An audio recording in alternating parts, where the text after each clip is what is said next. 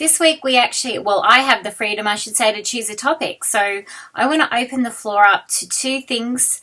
One is that you simply float ideas around assignment 2 part B, which is due very soon, or assignment number 3. So I want you to feel free to float your own ideas this week on that.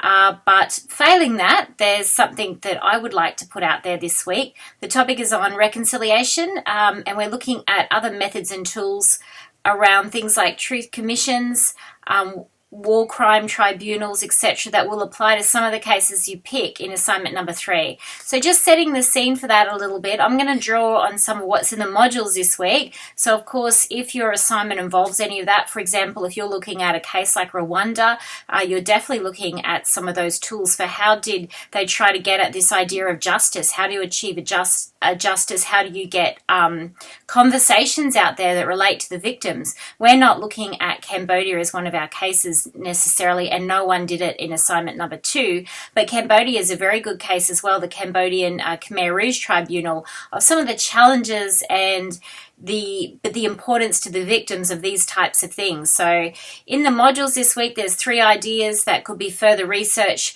One is truth commissions, so trying to get at the story of how and why the violence happened. I think particularly in Rwanda, there was some evidence of these types of things that happened. There's criticisms as well as effectiveness in terms of the fact that the victims can have their say. The lack of effectiveness might be the fact that there's no real teeth to it. It often doesn't lead to people actually being charged. There should be courts of law for major atrocities.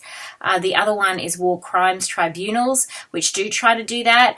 We know that it doesn't happen often that they actually get people into a war crimes tribunal. So cases like Coney, people might be elusive, hard to get, and then hard to actually try.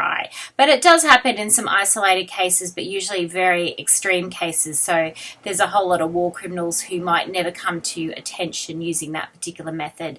Now, something else that came up that I think is really interesting for particularly assignment 2 that we're looking at is the role of arts in reconciliation this week. So I've also attached a link to the video in the modules this week, and it's about using arts for reconciliation in the case of Indigenous Australians and First Nation Australians. So I'd be really interested to know, having just done your part 1 assignments for assignment 2 and also working on your part B, have any of you used representations in the arts that actually have, could point to this idea of reconciliation, a poem, something that might bridge a gap? Or if you haven't used one yourself, can you find a song or a video similar to what we're looking at this week in the modules that is about efforts of reconciliation and looking forward post-violence in terms of conflict? So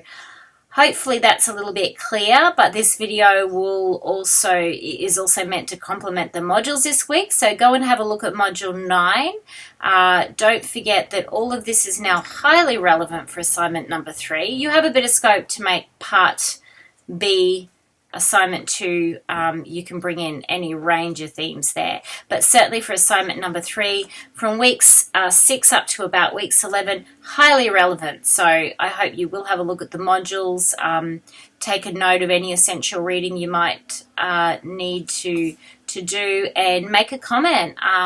Is your case, does it involve truth commissions, war crimes tribunal, or the role of the arts? Or can you give a representation, a song, a poem, something that shows the role of the arts in terms of healing? And so open up to you now. Or, like I said, the second option I give you this week is just to float ideas around Part B, Assignment 2, or Assignment number 3 that myself and hopefully your peers can comment on. I prefer it not just to be me, but I won't leave you hanging. I will comment if I am the only person, so be it.